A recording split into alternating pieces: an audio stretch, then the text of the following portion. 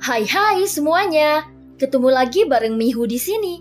Oh iya, kali ini Mihu akan membawakan alur cerita dari film Donghua yang berjudul Battle Through the Heaven. Mihu mengingatkan sekali lagi ya bahwa konten ini full spoiler.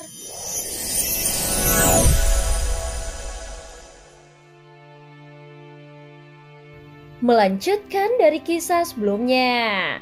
Sebelumnya Gelasir Darah raksasa panik dan membunuh siapapun yang mencoba menghalanginya karena tidak menemukan avatar Yuan Shen.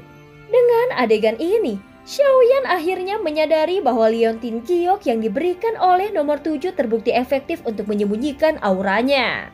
Sementara itu leluhur berwajah belang terus mempengaruhi pikiran Xiaoyan. Namun tiba-tiba terdengar suara yang aneh. Xiaoyan yang sudah menyadarinya dengan cepat mengambil peti mati merah dan memasukkannya ke dalam celah spasial. Namun tubuhnya tiba-tiba tidak bisa bergerak dan menyadari bahwa dia terjebak di atas formasi yang sangat besar. Krisis yang tiba-tiba ini membuat Xiaoyan agak cemas. Sial, sejak kapan formasi ini ada di sini? Ucap Xiaoyan berpikir di dalam hatinya dengan ekspresi yang tampak sedikit panik. Meskipun sebelumnya dia telah menggunakan kekuatan jiwanya untuk menyapu area tersebut. Namun selain aura yang keluar dari peti mati, dia tidak menemukan keberadaan kuat lainnya. Namun sekarang dia melihat dari mata salah satu tengkorak ada sesosok bertubuh ungu yang bergegas ke arahnya. Sementara itu aura dari tubuh leluhur berwajah belang semakin melonjak dan ada tekanan kuat yang memancar dari tubuhnya. Tampaknya sebelumnya dia hanya berpura-pura. Faktanya semua yang bisa menjadi leluhur bisa dianggap sebagai monster tua. Sekarang penampilan leluhur berwajah belang ini sudah tidak lagi seperti manusia. Dia sudah tampak seperti monster pemakan manusia. Dengan kekuatan Xiaoyan sendiri, mungkin dia tidak dapat memecahkan formasi ini. Dan sepertinya dia harus membiarkan tahanan roh turun tangan. Saat ini kekuatan dari leluhur berwajah belang yang telah berubah menjadi monster tidak bisa dianggap remeh. Apalagi metode yang digunakannya juga terlihat sangat aneh. Tubuh klan Yuan Shen, betapa lezatnya itu.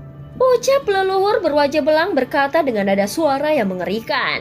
Xiaoyan melihat kepala dengan 8 kelopak yang terus bertambah besar, seolah-olah ingin menelan tubuhnya. Saat leluhur berwajah belang itu akan menelannya, tiba-tiba sosok ungu itu telah ada di sampingnya. Sial, bagaimana mungkin monster ini bisa tiba-tiba menjadi begitu kuat? Ucap Xiaoyan semakin bingung dengan fenomena seperti ini. Namun ancaman yang sesungguhnya tidak berasal dari leluhur berwajah belang ini, melainkan dari sosok lainnya. Meskipun krisis yang dirasakannya semakin kuat, namun Xiaoyan tidak terburu-buru mengambil tindakan. Setelah bergabung dengan avatar Yuan Shen dan mengembangkan kekuatan simbiosis, banyak keuntungan yang bisa diperolehnya. Kekuatan simbiosis ini memungkinkan Xiaoyan secara instan memiliki hubungan dengan semua makhluk hidup. Apabila mereka membunuh Xiaoyan, itu sama saja dengan memusnahkan bintang ini. Dengan kekuatan simbiosis, tentu saja kekuatan tempur Xiaoyan akan meningkat pesat sehingga akan semakin sulit untuk membunuhnya. Dengan kekuatan simbiosis, tentu saja kekuatan tempur Xiaoyan akan meningkat pesat sehingga akan semakin sulit untuk membunuhnya. Ketika monster kelopak 8 itu mencoba menelan Xiaoyan, tubuhnya langsung terpental dan jatuh ke tanah dengan keras. Kemudian sosok ungu muncul di depan mata Xiaoyan. Fitur wajahnya terdistorsi seperti ada bekas dihantam dengan palu sehingga wajahnya tampak sangat aneh. Saat sosok ungu muncul, itu benar-benar membuat jantung Xiaoyan berdetak kencang. Semua ini disebabkan olehmu. Suaranya terdengar serak dan lebih menyeramkan. Itu seperti keluar dari tenggorokan yang kering. Ketika Xiaoyan tidak menjawabnya, sosok ungu itu langsung mengerutkan keningnya. Ternyata sosok ini adalah leluhur Dama yang sebelumnya disebutkan leluhur berwajah belang. Setelah tidak mendapatkan jawabannya, dia langsung meninju Xiaoyan.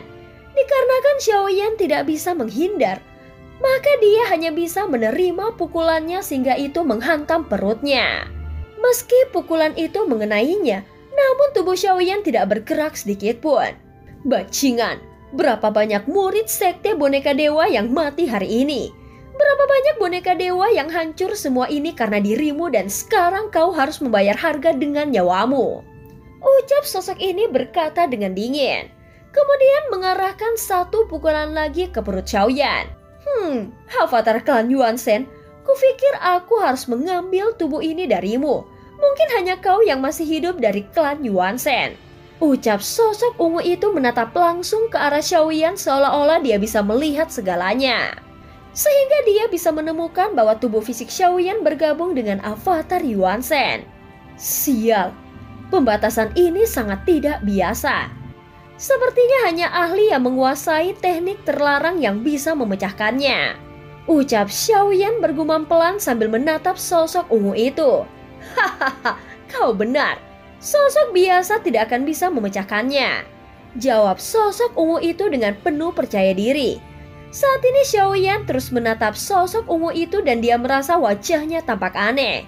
Seolah-olah tidak nyata atau lebih tepatnya auranya sangat aneh. Namun Xiaoyan merasa familiar dengan auranya. Sambil berpikir sejenak, Xiaoyan berkomunikasi dengan tahanan roh dan memintanya untuk memecahkan pembatasan ini. Kau terlalu banyak berbicara. Biarkan aku mengeluarkan jiwamu dari tubuhmu. Setelah berbicara, sosok ungu itu mendekati Xiaoyan. Kemudian tangannya bergerak menuju alisnya. Saat jarinya sudah mendekat, cahaya biru tiba-tiba bersinar di antara alis Xiaoyan dan menyapu area di sekitarnya yang menyebabkan semua formasi yang tak terlihat langsung menghilang. Tentu saja cahaya biru ini berasal dari tahanan roh. Namun Xiaoyan tidak membiarkan tahanan roh keluar dari ruang lingsu.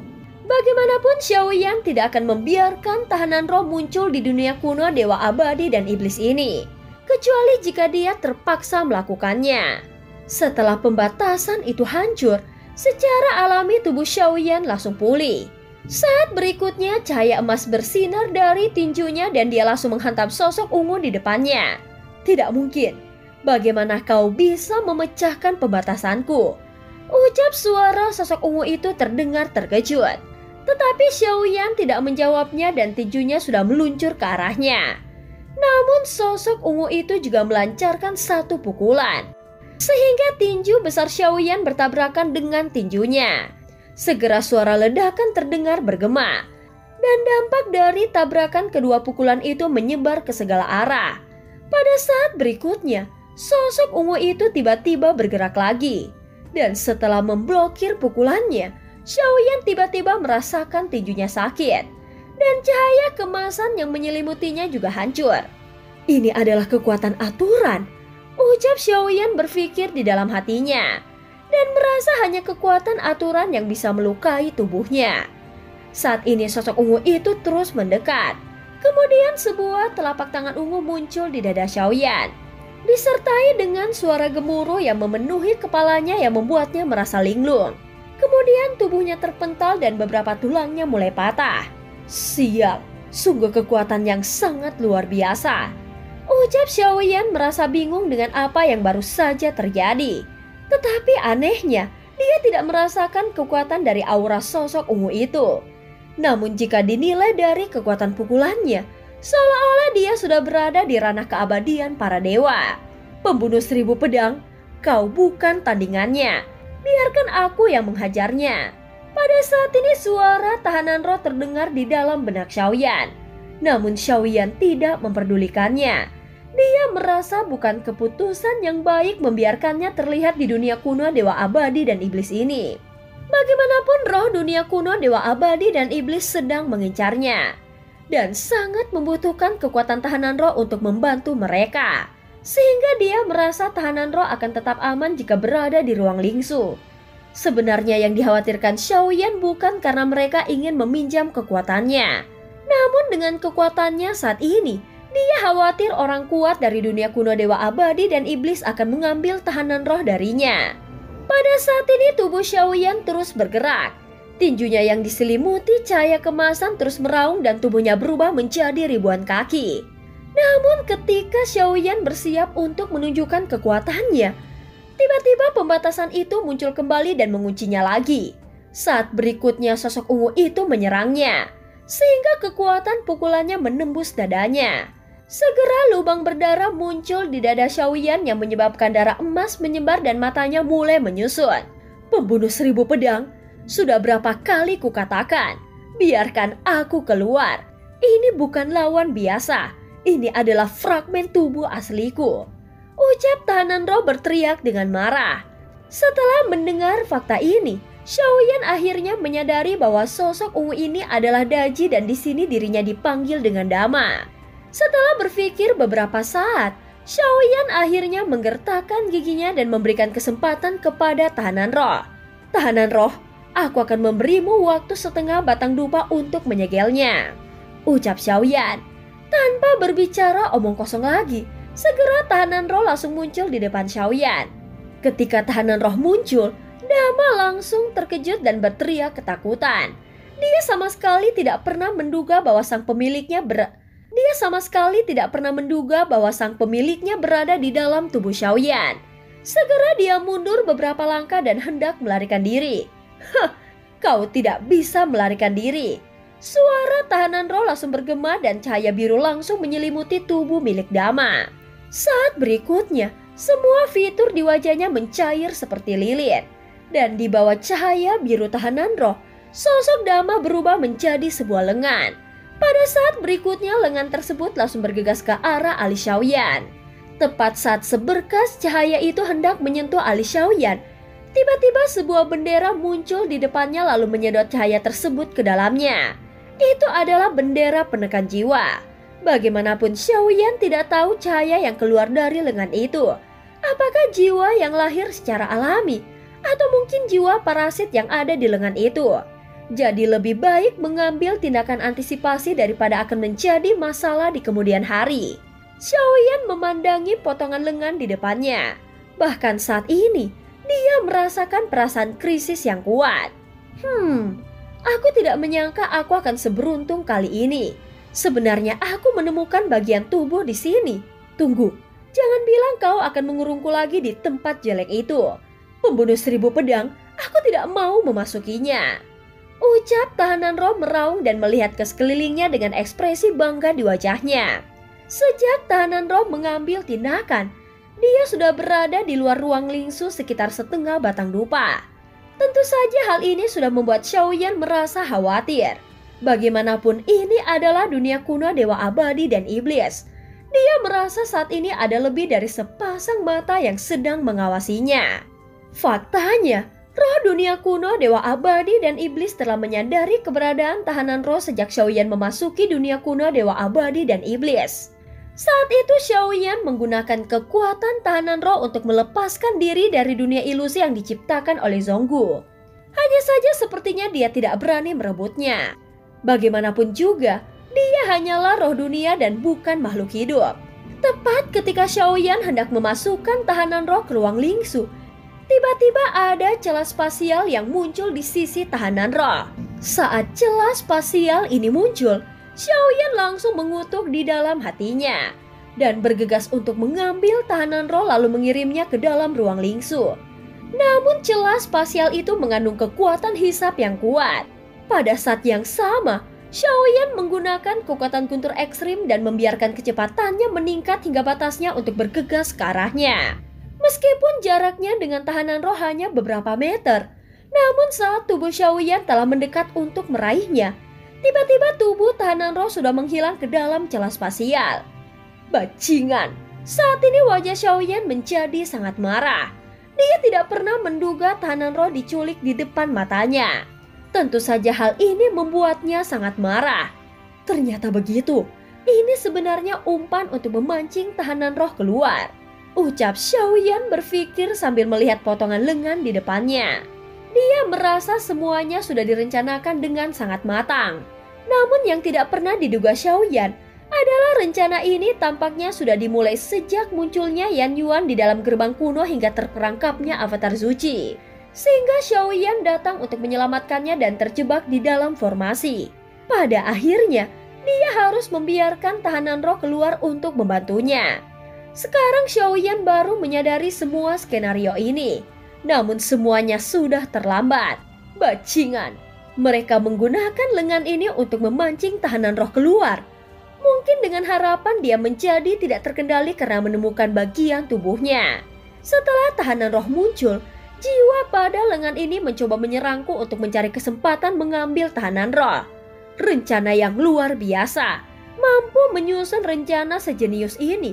Seharusnya ini bukan tindakan roh dunia kuno dewa abadi dan iblis. Ucap Xiaoyan segera mengangkat tangannya.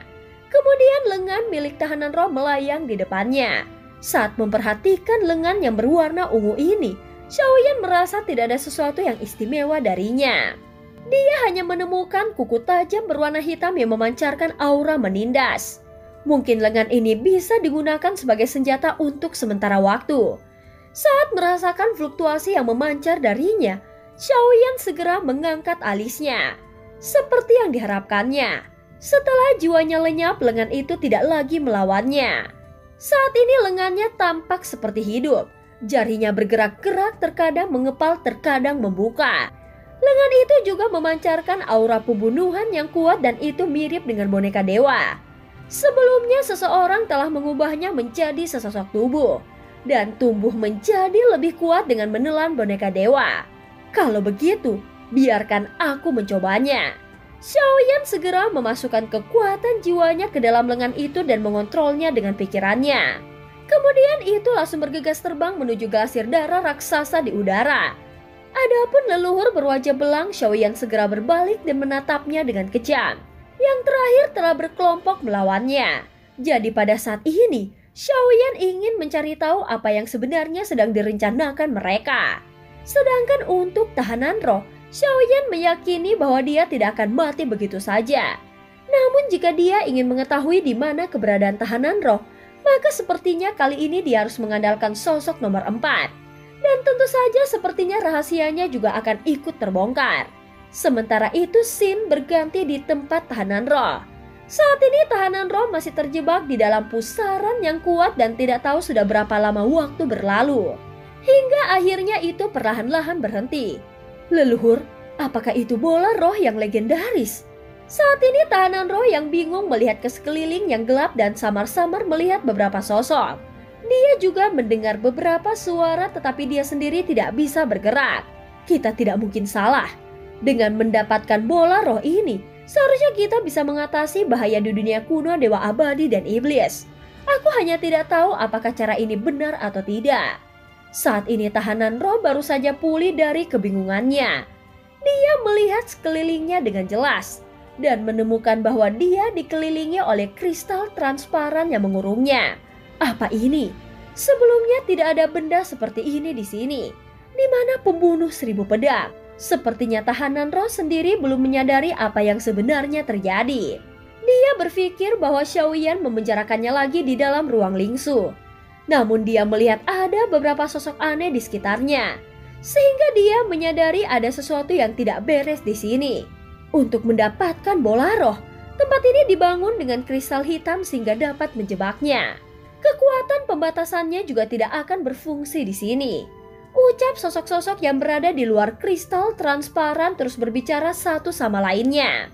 Adapun isi percakapan dari orang-orang ini, sepertinya tahanan roh tidak bisa mendengarnya dengan jelas. Tiba-tiba tahanan roh memancarkan cahaya biru dari matanya. Saat ini dia mencoba menghancurkan tempat ini dengan kekuatan pembatasnya.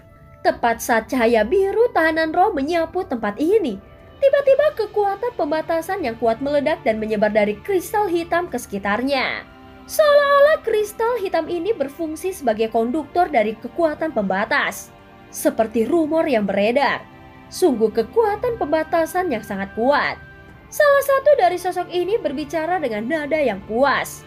Walaupun mereka punya tujuan untuk membantu dunia kuno dewa abadi dan iblis, namun dengan tindakan mereka menculik tahanan roh, maka hanya masalah waktu bagi mereka untuk menghadapi bencana.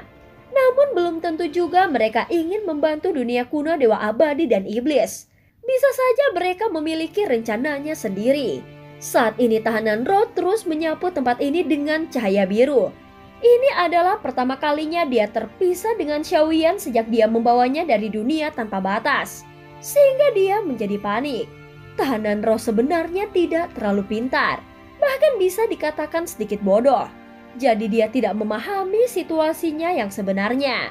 Tidak peduli seberapa kuat kekuatan pembatasannya, itu hanya bisa bertahan selama beberapa detik, seolah-olah diserap oleh kristal hitam di sekitarnya. Tetapi tahanan roh tidak tahu bahwa kekuatan pembatasan yang ditembakkannya sedang menyebar dengan cepat dan memperbaiki lubang pada penghalang tak kasat mata di dunia kuno dewa abadi dan iblis. Bajingan, berani-beraninya kalian menangkapku. Kalian pasti akan mati. Pembunuh 1000 pedang pasti akan datang mencariku dan membunuh kalian semua. Tepat ketika tahanan roh berteriak marah, tiba-tiba muncul paku yang terbuat dari kristal hitam dan langsung menusuk mata besarnya dengan keras, sehingga mata tahanan roh langsung bergetar. Kemudian cahaya biru tiba-tiba meledak dengan ganas dari matanya. Pembunuh 1000 pedang, kau di mana? Mengapa kau tidak datang untuk menyelamatkanku? Ucap tahanan roh segera mengeluarkan jeritan kesakitan. Namun pada saat ini orang-orang di sekitarnya hanya melihat ke arah cahaya biru yang meledak dan merasa telah mencapai apa yang menjadi tujuan mereka. Meski kekuatan pembatasannya sangat kuat, tetapi masih agak sulit untuk memperbaiki penghalang dunia ini. Kita harus membuatnya mengeluarkan lebih banyak kekuatan pembatasan. Cepat masukkan beberapa paku lagi ke dalam matanya. Ucap sosok-sosok di luar terus menyiksa tahanan roh dengan pakunya. Dan cerita pun berakhir. Terima kasih udah dengerin Mihu dari awal sampai akhir ya. Oh ya, maafin Mihu kemarin gak upload. Jangan lupa untuk like dan subscribe. Sampai jumpa.